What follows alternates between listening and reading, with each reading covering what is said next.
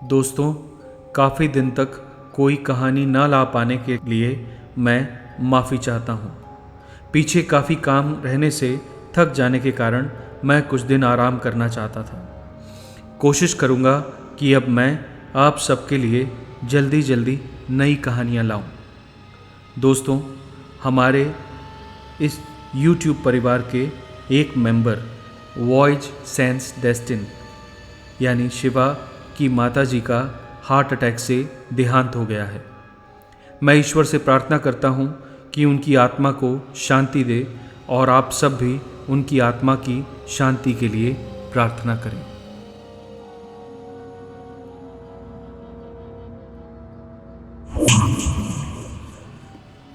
बात लगभग 1980-82 की है। जीटी रोड पर काफ़ी लंबा जाम लगा हुआ था। दूर दूर तक हॉर्न की आवाज़ों और गाड़ियों की लाइटों से वातावरण काफ़ी गर्मा गया था। काफ़ी देर से ट्रैफिक पुलिस वाले जगवीर, जो एक ट्रक ड्राइवर था, उसको समझाने की कोशिश कर रहे थे कि कुछ भी करके वो अपना ट्रक हटाए। पीछे कई 100 लोग गाड़ियों में अपनी अपनी मंजिल तक पहुंचने की राह देख रहे हैं, पर जगवीर था कि बौराया हुआ सा ट्रक के अगले पहिए के साथ बैठा लगातार एक ही बात कह रहा था कि पहले ट्रक के आगे पड़ी इस लाश को हटाओ, तभी मैं यहाँ से ट्रक हटाऊंगा। उसकी आंखें फटी पड़ी थीं और वो बुरी तरह घबराया हुआ लगातार ट्रक के सामने सड़क पर एक और इशारा कर रहा था।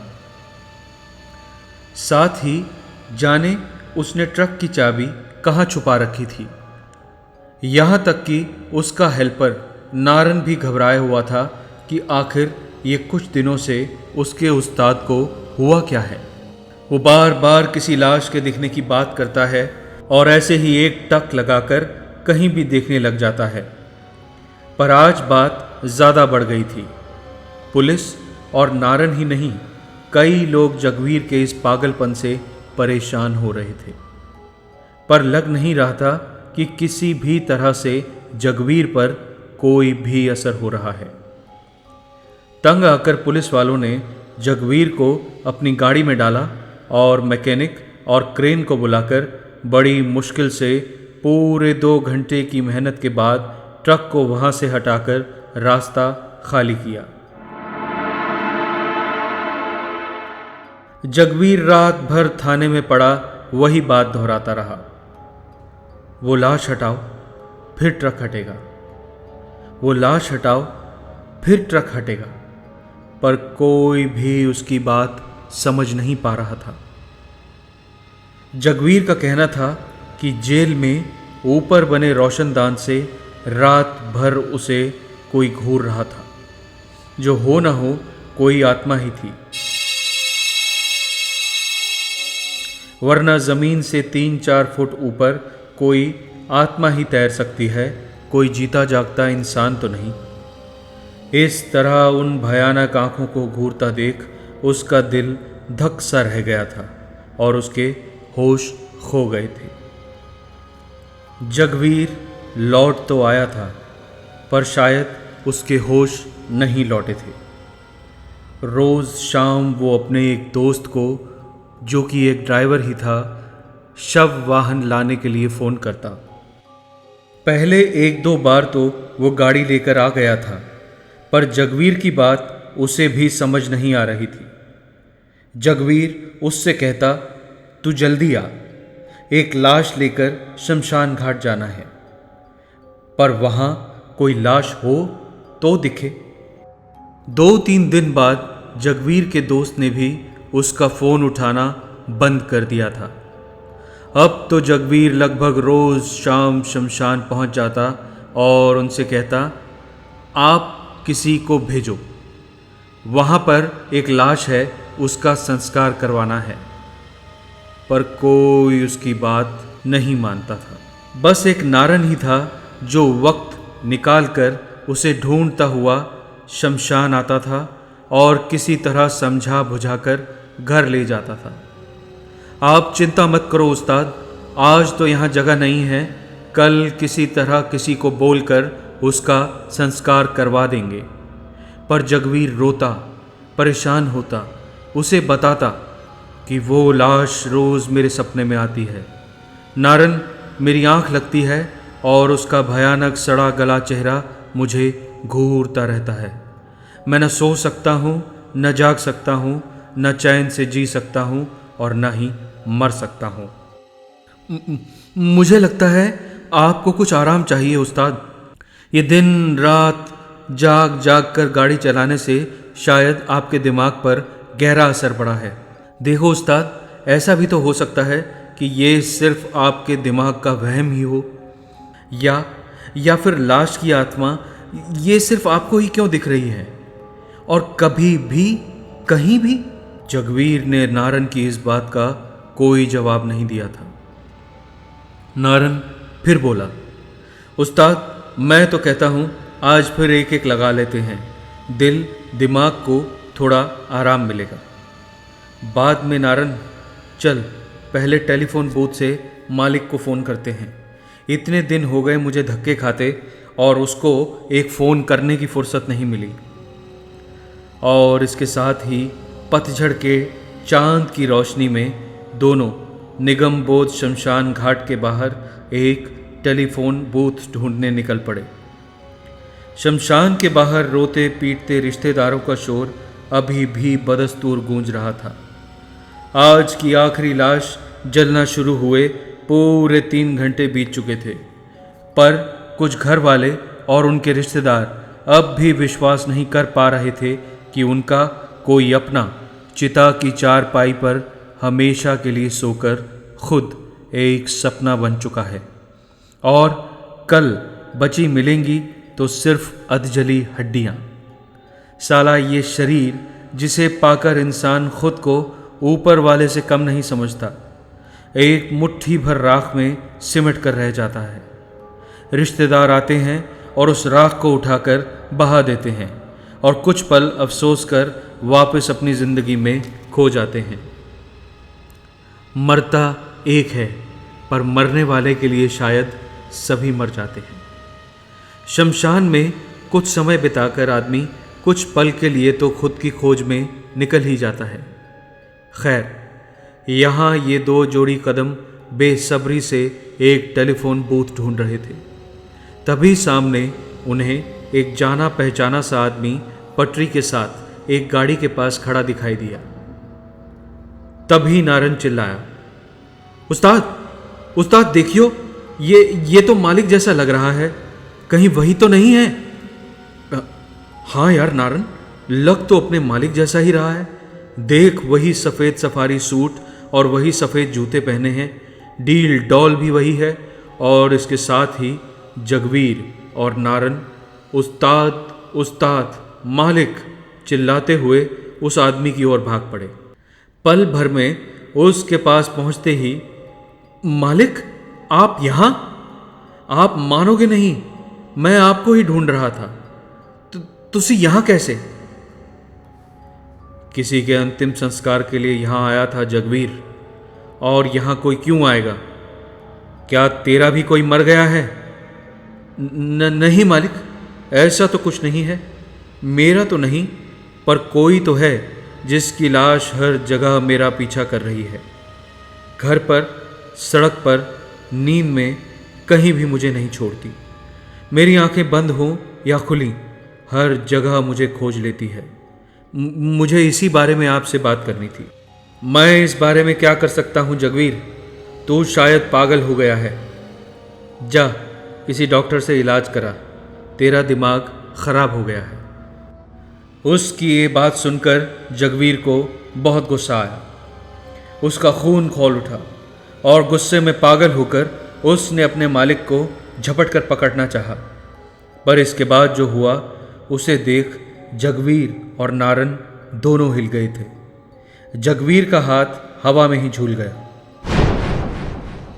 और सामने जहां एक ही पल पहले उसका मालिक खड़ा था, वहां अब कोई नहीं था। जगवीर के रोंगटे खड़े हो गए। चलती फिरती सड़क पर अभी उसके सामने जो आदमी खड़ा था वो गायब हो चुका था। वो जिंदा था या कोई लाश? इसका जवाब जगवीर के पास नहीं था। इस झटके से जगवीर बहुत ज़्यादा घबरा गया था, इतना ज़्यादा कि वो वहीं पटरी पर सर पकड़कर बैठ गया।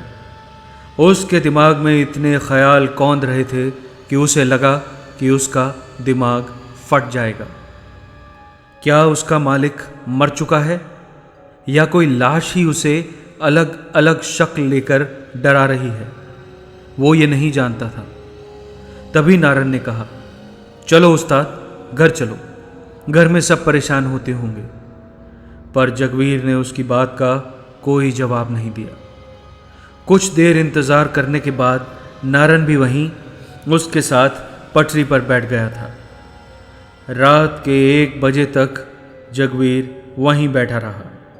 बैठे बैठे कब उसकी आंख लग गई उसे मालूम ही नहीं चला। वो वहीं बैठा बैठा पटरी पर ही लुढ़क गया। पर गहरी रात उसकी नींद किसी के तेज तेज सीटी और ताली बजाने से खुली।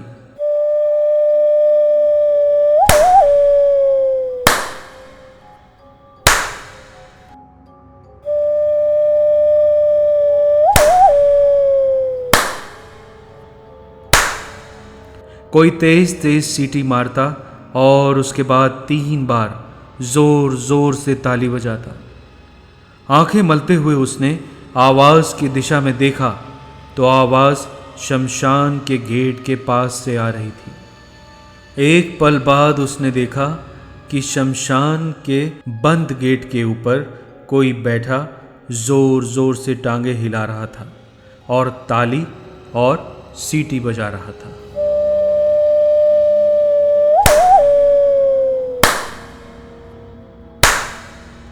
पतझड़ का सफ़ेद चांद आसपास सूखे पेड़ों के बीच से जगवीर को बुरी तरह घूर रहा था। आसपास घूमते लावारिस कुत्तों के रोने की आवाज़ से जगवीर के कान फटे जा रहे थे।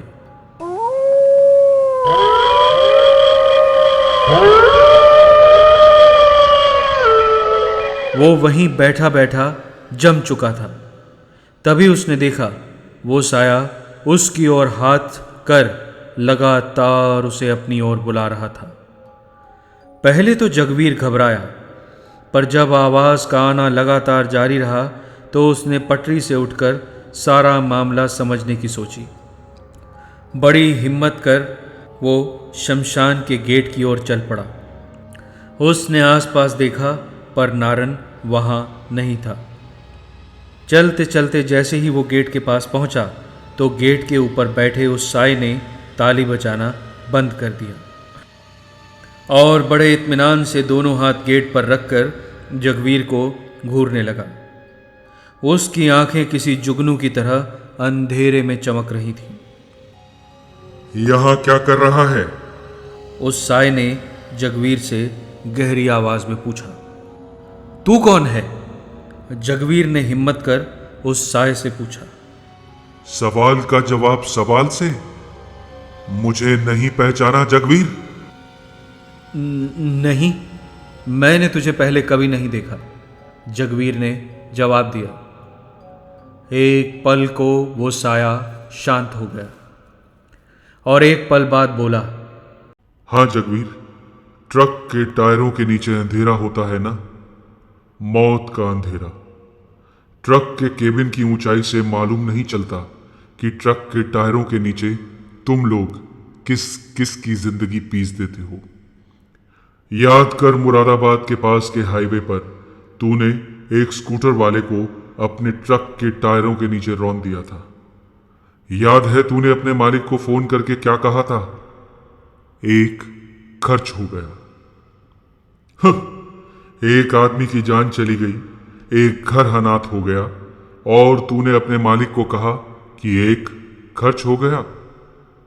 तेरे मालिक ने भी पैसे फेंक पुलिस वालों को खरीदा और तुझे सजा से बचा लिया, पर अपने कर्मों का फल यहीं भोगना पड़ता है जगवीर। किसी की जान वजह या बेवजह लेना किसी की मर्जी से नहीं होता। देख, मरकर भी मेरी आत्मा को शांति नहीं मिली और मैं तब से भटक रहा हूं। इतना कहते ही वो वहां से गायब हो गया। जगवीर ने गेट से झांका तो सामने अंदर एक कटी फटी लाश पड़ी थी और जगवीर का हेल्पर नारन और उसका मालिक लाश के पास बैठे उसे हाथ का इशारा कर अंदर बुला रहे थे। आजा जगवीर आजा। आप लोग अंदर कैसे? यह गेट तो बंद है। अरे जिंदों के लिए बंद है उस्ताद, अपने लिए नहीं, नारन ने जवाब दिया। मतलब ये उस्ताद कि अपना मालिक और मैं दोनों अलग अलग हादसों में जान दे चुके हैं। तुम्हारी तरह हमें भी ये सड़ी गड़ी लाश हर जगह दिखती थी। पागलपन की हदें पार हो चुकी थी। हमारे मालिक तो लाश लाश चिल्लाते हुए सड़क पर भाग आए और चलते ट्रक के नीचे लेट गए। मैंने तंग आकर एक ऊंची बिल्डिंग से कूद आत्महत्या कर ली, पर सबसे ज़्यादा बुरा तो तुम्हारे साथ हुआ। आओ अंदर आओ, बताता हूँ। चिंता मत करो, चलते रहो, ये गेट तुम्हें नहीं रोक सकता। जगवीर ने चलना शुरू किया और चलते चलते वो तैरता हुआ गेट पार कर गया। जगवीर वाकई मर चुका था, पर ये कब हुआ? क्या ऐसा भी होता है कि किसी की मौत हो जाए और उसे मालूम ही ना हो? हाँ दोस्तों, जगवीर की मौत उस रात जेल में दिल का दौरा पड़ने से हो चुकी थी। रोशनदान से उसे घूरती आंखें इसी लाश की आत्मा की थीं। उन दोनों की तरह जगवीर की आत्मा भी उसी लाश की आत्मा के साथ आकर बैठ गई थी। दुनिया में रहने वाले किसी बेगुनाह की जान जब कोई बिना वजह लेता है तो उसका अंत अच्छा कैसे हो सकता है।